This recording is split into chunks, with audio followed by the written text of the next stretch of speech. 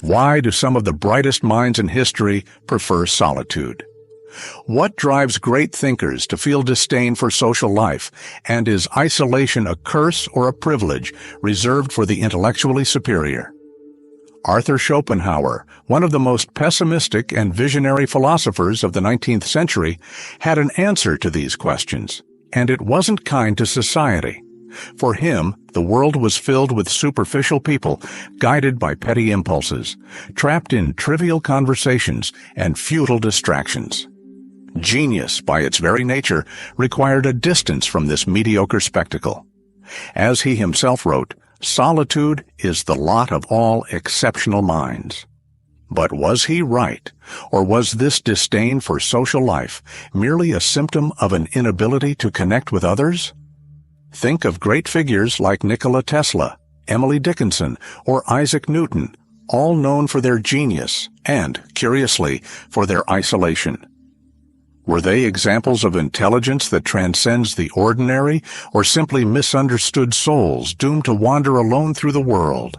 Today, we will delve into Schopenhauer's ideas to understand why intelligent people seem to care less about social life, and whether this is truly an advantage or just a sophisticated form of alienation. Now that you're pondering the question, let's move on to the first point.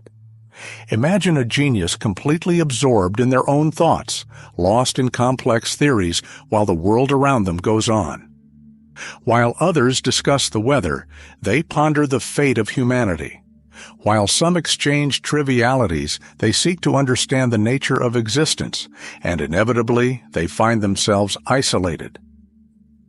Arthur Schopenhauer believed that this distancing was not a choice, but an inevitable consequence of intellectual superiority. According to him, the more a person stands out intellectually, the harder it becomes to find peers capable of sharing deep ideas and feelings. Superior intelligence, in his view, creates a natural barrier between the individual and society because the concerns and interests of the majority are radically different from those who perceive the world more broadly. A man can only be himself when he is alone, and if he does not love solitude, he will not love freedom, for it is only when he is alone that he is truly free. For Schopenhauer, solitude was not just a burden, but a necessary refuge. He saw society as an environment where intellect was frequently stifled by social expectations and the trivial interests of the majority. He observed that those who were intellectually superior often felt a sense of disconnection when trying to interact with the ordinary world because they saw beyond the obvious and understood realities that escaped general comprehension. This isolation can be observed throughout history in many figures of genius. Nikola Tesla, for example, spent much of his life alone, avoiding human contact as much as possible because he believed it would hinder his work. Friedrich Nietzsche, another thinker who valued solitude, claimed that the crowd is a sea in which free spirits drown. But this isolation comes at a price. The need to distance oneself from social conventions can engender a deep sense of alienation. Schopenhauer recognized this dilemma and thought that while solitude could be liberating for great thinkers, it could also be a burden for the soul. This is why many of the greatest intellectuals in history have gone through periods of depression and anxiety, not because they were weak, but because they perceived the world in a deeper way than most people could ever conceive. And then arises the great question, is this isolation a curse or a blessing? For Schopenhauer, the answer was clear. He believed that great thinkers had to accept their solitude as a gift because it is only in silence and away from social mediocrity that they could truly achieve their greatest accomplishments. Schopenhauer did not consider social life as a space for authentic exchange or true connection, but rather as a grand theater where individuals play pre-established roles, trapped in an eternal staging of appearances and selfish interests.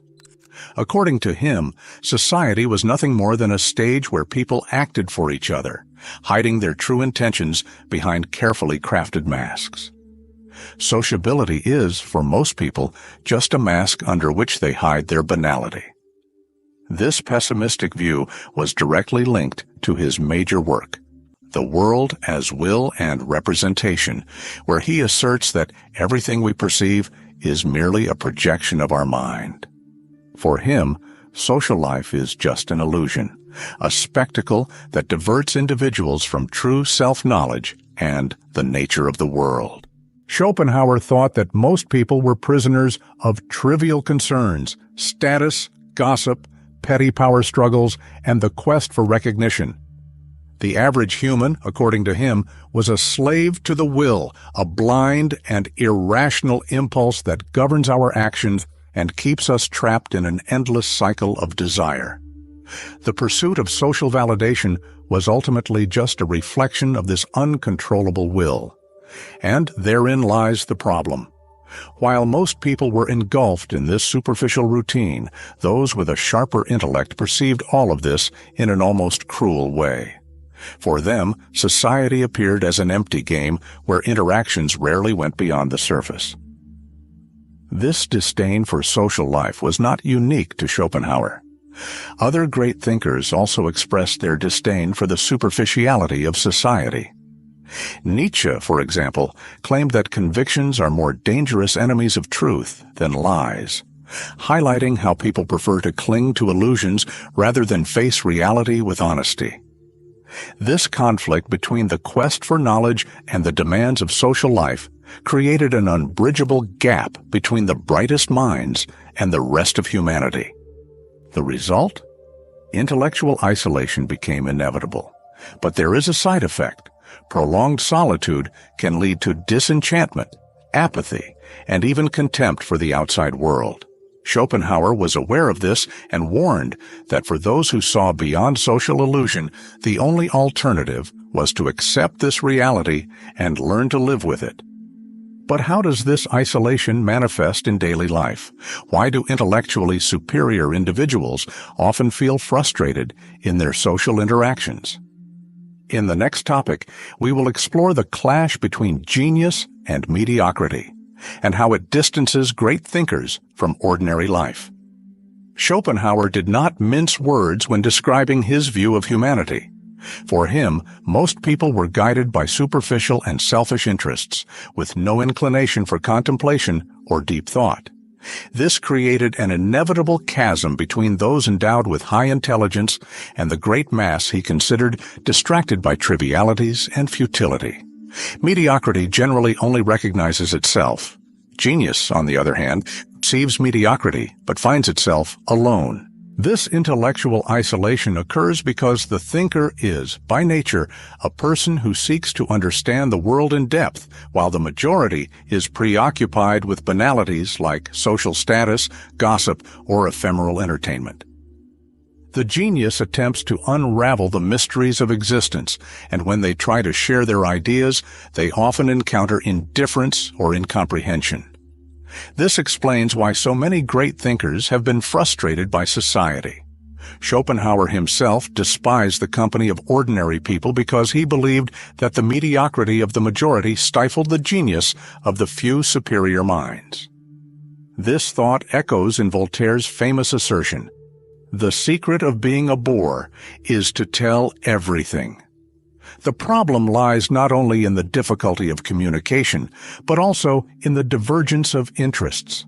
The genius seeks universal truths, while the majority seeks pleasure and distraction. This conflict is inevitable. For Schopenhauer, this intellectual gap made life in society burdensome for those with a superior mind. We find this dynamic in many historical figures. Nikola Tesla, for example, avoided social events and futile interactions, considering them a waste of time. Isaac Newton was known for his isolation and impatience with trivial conversations. Even Albert Einstein, one of the most famous scientists in history, admitted that he preferred solitude to the company of those who did not share his interest in deep ideas. But this distancing from society does not result solely from the genius's choice. Often, it is society itself that rejects those who think differently. Innovative and unconventional thinking frequently provokes discomfort and resistance. Nietzsche called this the resentment of mediocrity, the tendency of ordinary people to despise and attack what they do not understand or what makes them feel inferior. Thus, the genius not only distances themselves of their own accord, but is also rejected by the hostility of the world around them. This forced solitude can engender feelings of alienation and even contempt for social life. Faced with this, a fundamental question arises. If the world is a hostile place for great thinkers, how should they cope with this reality? Schopenhauer believed there was a solution, and it did not lie in trying to integrate into society, but rather in accepting and developing solitude as a refuge for thought and contemplation. Is solitude a destiny or a choice? For Schopenhauer, it was both. He considered seclusion an inevitable consequence of superior intelligence, but also an opportunity for intellectual and spiritual growth. The ordinary man cannot bear solitude because he only feels good in the company of others. The elevated man seeks solitude because it is in solitude that he finds himself. This vision brings us to an essential point. Solitude is not a punishment, but a privilege. It offers thinkers the opportunity to delve into their own ideas without distraction, without having to conform to the empty social conventions that dominate daily life. It is in this silent space that creativity flourishes and understanding deepens. Many of the greatest thinkers, scientists, and artists in history have made solitude their inseparable companion. Emily Dickinson spent most of her life isolated at home, dedicating herself exclusively to writing. Kant was known for his meticulous routine and disdain for social events. Beethoven, facing his progressive deafness, found in seclusion the strength to compose some of the most powerful symphonies in history. Solitude not only allows for a deepening of thought, but also preserves the authenticity of genius. Schopenhauer believed that by becoming too involved in society, the brilliant mind risked getting lost in distractions and compromising its clarity of vision. This perspective resonates deeply with the Buddhist concept of detachment. Buddhism, one of Schopenhauer's great philosophical influences, teaches that attachment to the external world and social interactions often engenders suffering. True growth occurs in introspection and distancing oneself from the illusions of the material world. However, there is a dilemma in this choice. Human beings are, by nature, social animals. The quest for belonging is part of our biology, and prolonged solitude can lead to anxiety and melancholy. Even the greatest thinkers, as attached as they were to seclusion, suffered from the lack of meaningful connection. Nietzsche, for example, who also considered solitude a path to greatness, admitted that it could be painful. In Thus Spoke Zarathustra, he describes the philosopher as a hermit who descends from the mountain to share his wisdom, but encounters rejection and misunderstanding. This dilemma is very real. Distancing oneself from society brings freedom, but also an existential weight that is difficult to bear. Schopenhauer, however, had a solution to this problem. He believed that although the genius could never fully integrate into society, there was a way to interact with the world without being affected by its mediocrity. The adoption of a philosophical detachment, a form of emotional neutrality that allows one to engage with others without becoming too involved. This strategy leads us to the final question: how to navigate the world without being engulfed by its superficiality. If having a brilliant mind means ending up alone, how do great thinkers manage to live in society without feeling suffocated by so much superficiality? Schopenhauer had an answer to this: the strategy of detachment, or rather, the good old philosophical detachment. Happiness belongs to those who are self-sufficient. For him, the secret did not lie in trying to fit in or fighting to change others, but rather in developing an attitude of serene detachment, like an observer who analyzes reality without being affected by it.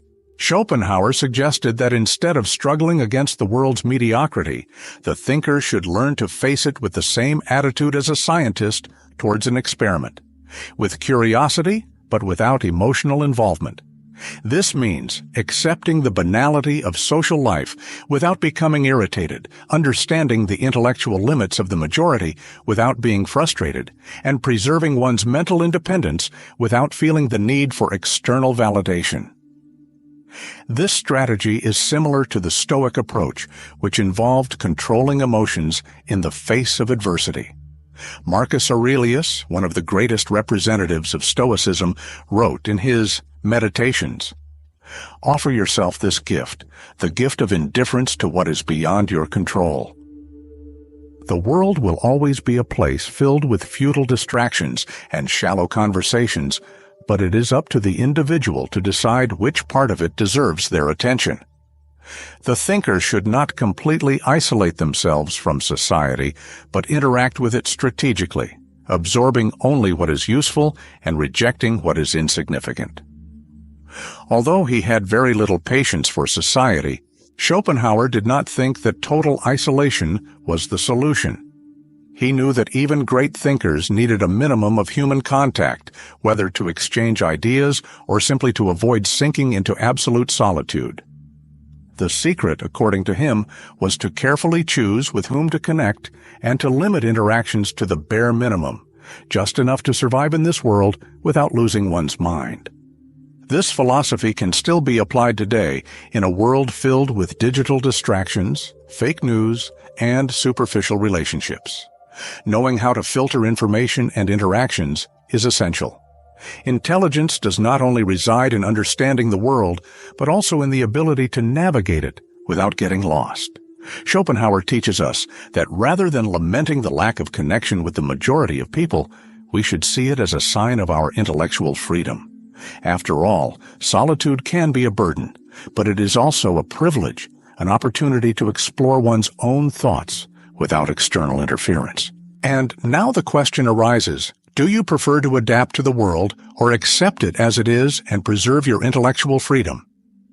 If you've made it this far, you've probably already understood that the relationship between intelligence and isolation is not just a mere whim of fate, but a natural consequence of deep thought.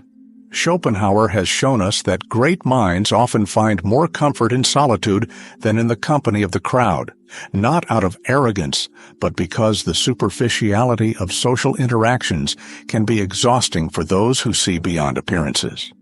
The more intelligent a man is, the more inclined he is to solitude. But does this mean that solitude is the only possible path? Not necessarily.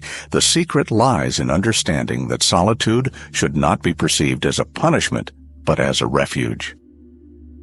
Being alone does not mean being abandoned. It means having time to think, reflect, and grow without the distractions and pressures of society. And perhaps that is the true test of intelligence. Knowing how to find the balance between the world and introspection, choosing when to connect and when to step back. Schopenhauer gives us the key to this freedom, but it is up to each individual to decide how to use it. If you've made it this far, I'm sure that at some point you've felt that curious mix of freedom and isolation that Schopenhauer describes. Intelligence can be a refuge, but also a prison, can't it? But you know what? There is something profoundly liberating in accepting that not all silences need to be filled, that not all connections are worth the effort. You are not alone in this journey, even if the path may seem solitary. After all, as old Arthur said, solitude is not the problem. The problem is bad company.